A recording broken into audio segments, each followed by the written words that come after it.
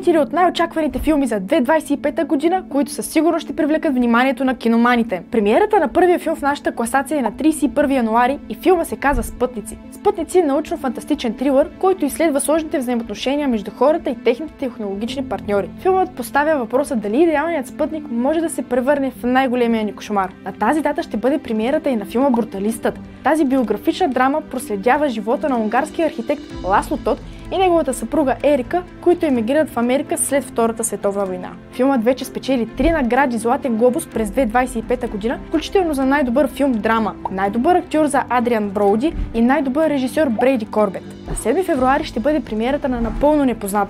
Това е биографичен филм, който разказва историята на млад музикант, стремящ се да намери своя път в света на музиката. Филмът изследва предизвикателствата и триумфите по пътя към успеха и истинското приятелство. И като за финал на нашата класация се нарежда филмът Капитан Америка – Нов свят, чиято премиера ще бъде на 14 февруари. В този дългоочакван филм от киновселената на Марвел Сам Уилсън, Антони Маки, поема ролята на новия Капитан Америка.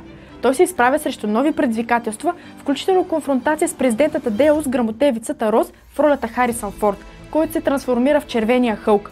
Филмът обещава динамичен екшън и задълбочено изследване на темите за властта и отговорността. Тези и още много други филми може да гледате в кината на Синеленд за страхотно киноизживяване, а за още интересни предстоящи заглавия ни последвайте!